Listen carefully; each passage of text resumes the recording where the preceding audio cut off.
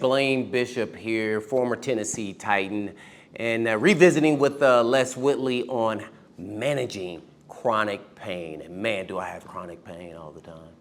Well, Les, naturally, I brought my son to you, someone I know that I did rehab with, and then I was trying to help my son. I didn't know how I'd learn how to do all these different change of directions and these movements and everything else. I was outside running around, climbing trees and doing different things. So kind of take us through some of the things that people miss on the boat. Oh, my kid is fast, but can they change directions?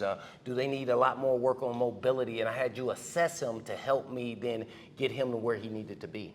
Yeah, it's a great point with this new generation of athlete. They're exceptional when it comes to skill development. They've been well trained when you come to throwing a ball or swinging a bat or specific skills as it relates to their sport. They spend a lot of time doing that. But what they've missed out on is one of the biggest points of the athletic fundamentals is how to be a good general athlete. And that's running, jumping, but also falling, getting back up, how to take care of your body. So as kids, we both rode bikes, climbed trees, fell out of trees, ran hills, jumped over. We're constantly exposing our body to a lot of different stimulus. Gravity is a powerful teacher. You jump out of a tree too high, something bad's gonna happen. So you learn to make those adjustments and you learn how to land appropriately to absorb that amount of force. So now we have kids that skip that whole athletic fundamental, that whole athletic base, move to the next level of skill development.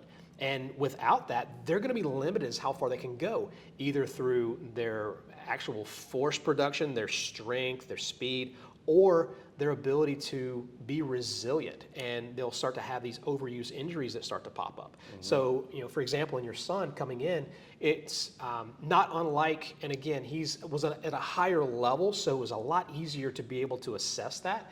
But young kids coming in, I need my kid to be faster. That's great.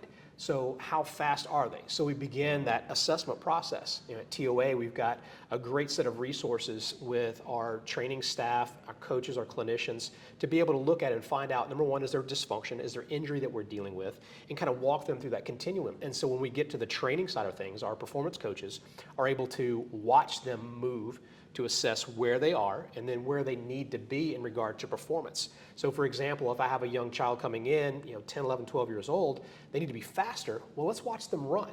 Well, first off, if they can't get from point A to point B in a straight line, there's opportunity to make them faster by improving just their trajectory, their ability to run a straight line. A lot of times that comes from being able to control their bodies. So they're moving all over. Maybe they don't have good flexibility. Maybe their upper body's out of sync with their lower body. So we run them through various techniques to teach that. And then we move to the next level of how are they in regard to strength and they're controlling their body through space. Can they do kind of functional basic movements like a squat or a push-up or a suspended row or a pull-up? And if they can't make these basic things happen, that's when we'll focus our time, effort, energy. There's a ton of different drills, and if you go on any social media site, you'll find every cone ladder drill in the world. They look fantastic, but you have to master the basics first. And the basics, when you don't have those, you're gonna fall short at everything else on top of that. So we have high-level athletes, individuals that are professional athletes at various respective sports that don't have basics until they experience an injury and find out there's dysfunction there. And so we walk them back through those progressions and start them back at the beginning and walk them back through. And again, because of their strength, their flexibility, their high level performance, they're able to pick those things up pretty quickly. But if we can get a young athlete as they're just starting out and really focus on those fundamentals, they're gonna enjoy sport a lot more, less risk of injury, and a higher level of performance when it comes down to it. One thing you helped me identify was, my kid didn't understand how to fall. That was really interesting to me, and I'm like, dang, how did I learn that? So how do you kind of teach kids how to fall? And then we had to come back because he then had an injury and how to do injury prevention. He had the high ankle surgery with the band, and then really foot strengthening, and then making your foot flexible and your ankle flexible. Kind of go into that a little bit. Yeah, absolutely. So again, we go back to childhood and how we begin making contact with the ground. As infants, you first learn to roll over, right? You go from belly to back and back to belly. And then from there, you learn to crawl and where your body is spaced, being able to hold your body up. And then we work in balancing. getting our balance underneath us, and then we learn to take those first steps. So training and performance is no different than that. We want to focus on the basics first. Can a person get in the ground and get back up under control? We start there. If they can do that, well, then that's what's the next highest level. Can they move across the floor, with good symmetry and good balance? Or do we see some teetering and tottering and wobbling, and that's where they're connecting with the ground? So we look at the ground up. We look at their feet. Are their feet and ankles as strong as they need to be? Are they moving well, or is there some restriction? We had a college level athlete that came through that was experiencing issues with an ankle injury and was having a really difficult time recovering. Come to find out that his feet weren't operating the way they need to, just through restriction and stiffness. And we're able to introduce some mobility exercises and strengthening exercises for his feet and ankles. And his ankle pain gradually got better, and it went away to a point where now he's in season and not hurt a thing from it. He's performing at a high level. His pain has been significantly reduced, all by addressing the specifics in his need. And that's where, I guess, from our end, having high quality trained professionals in both the orthopedic and surgical realm, the clinician with our physical therapists, our athletic trainers, and our coaching staff on the sports performance side of things, to be able to look at those from a level that's different from just your average individual. We have a high level of training, background, experience, credentials that provide us the opportunity to have years of study to know what to look for, and then what to do with it when we see those things, and how to progress the individual, the athlete safely over time. Going back to longevity, inevitably our athletic careers will end at some point. Then what? When we're in our 50s, 60s, 70s, 80s, 90s, how is our body feeling then? What are the wear and tear things that we've experienced over that time? And as young athletes, if we can minimize that by putting them on a great path to just overall body awareness, training, education. I guess that's another point that I didn't really hit on as well, but part of our responsibility is educating our clients, the parents, the families, the patients, the athletes, the coaches, to help them understand, because we look at as part of this comprehensive team to be able to give the best result to the individuals we serve.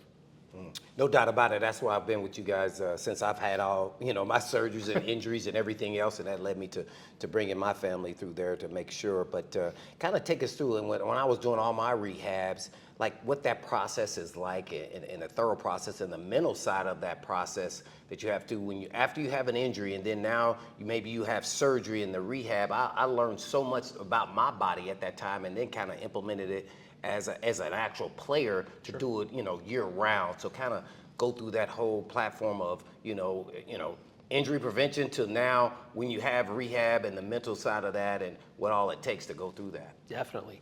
And it is a very taxing experience on the mindset. One of the most difficult things for athletes that have experienced injuries is to trust their body to do what they want it to do after that injury's occurred. They can be fully healed, everything from the physical side of things, That's so as real right as there. you well know. Oh my. That healing process, once it's ended, doesn't mean that athlete is necessarily ready to go back to performing at that high level before they experience the injury. So we go through the experience of having the injury, the diagnosis, through our training staff, our clinicians, our surgeons, and address what intervention is appropriate. And if it's a physical therapy, strengthening, stretching, is there something more in depth? Is there surgery involved? And then guiding them through that process. And so I guess being part of the team like TOA, having high-level individuals that are the best in their field to do that. But on the mental side of things, once that healing process has occurred, next comes, all right, now what? And that what is, can I trust my body to do what I want it to do, when I want it to do it, without having to think about it? The last thing as an athlete I want to focus on is, when I plant my foot, is my ankle going to hold?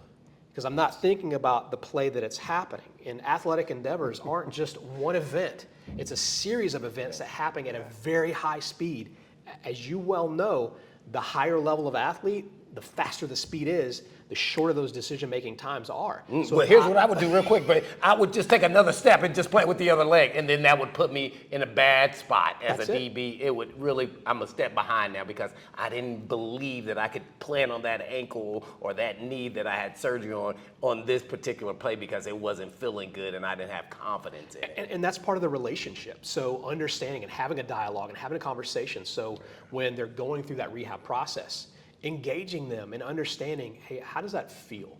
What does this feel like? What are you thinking about? When you jump and land on that leg, what are you thinking about? Are you thinking about, am I anticipating something bad happening, or am I thinking about that next step? What's that next athletic move that I make? If we get them to that point where all they're thinking about is being an athlete on the field or on the court, then that job has been done. And then the test is putting them in the actual field of performance and then testing that. And it's a multi-stage process, but we can't neglect the mental side of things. No matter how well the physical side and how everyone does their job, you still have to make sure that the athlete has that trust. And that becomes part of that team that we talked about earlier of coaches, of parents, of training staff, of surgeons, of physical therapists, of coaches, to be able to make sure that the athlete understands that we have their best interest, and we want them nothing more than to be healthy, whole as a human being, then as an athlete, and then as a teammate, and so on. Yeah, through my, I had, shoulder surgery multiple times, and man, the roller coaster ride of a rehab, and that's why I bring the mental side of it, really was tough, and I wasn't, familiar at that time years ago of what it was going to actually take, and there were some times that I believed that it was never going to be the same or right or get back to the ability of being able to use it in a game where I used to just kind of, blast people and knock them out, right? Yeah. So I just kind of take us through, what do you guys do to help people and support them throughout that process? Because there's going to be some ebbs and flows, and I was an athlete thinking, oh, I'm gonna get back bigger, stronger than I ever was before, where a normal person like just my wife, she would come in there and probably be like, oh, I don't know if I can do this. And even today myself, if I had to do surgery, I don't know just if I could get back to that level of, oh, my shoulder's going to be the same it was before. Yeah, like any athlete or any individual, we have goals in life. Yeah. And it's having part of that conversation is learning to establish realistic goals. So if you have an individual that experiences a catastrophic injury, I'll speak to my own self for a moment. In high school, multiple sport athlete, I was pretty good at football, pretty good at wrestling, and just before signing day, where I was going to be committing to university to play football, I had a catastrophic spinal injury that ended my athletic career. At that point, I remember going through rehab, regaining sensation after experiencing essentially just a mild paralysis over time due to the trauma from the spinal cord. Sitting in the neurosurgeon's office and him looking at me, looking at my dad, and in that moment having to make the decision as a 17-year-old kid, do I take a chance and experience something that could be life-altering or life-ending, or do I leave that office with my health intact and live a long, happy, healthy, productive life? And it was a very difficult decision, but I had a great team, a great network of individuals around me, clinicians, surgeons, my family, helping me, and coaches to guide me through that process. So that's part of the relationship building, that as a patient, you're not just another number on a sheet. You're not just another surgery that's being performed. At TOA, you become part of a family.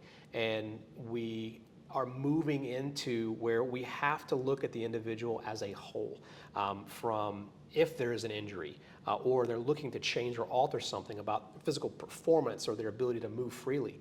We have to take those things into consideration. So we add that human element. So that's one thing that on the clinical side of things, TOA for the longest time, we're a great surgical organization, a great orthopedic organization, working with athletes and individuals, but we were somehow missing that human element. And so the training side of things, the physical therapy, the clinicians there, our coaching staff and sports performance, we look at them as individuals, and again, how can we be of service? So we're not just the orthopedic service provider.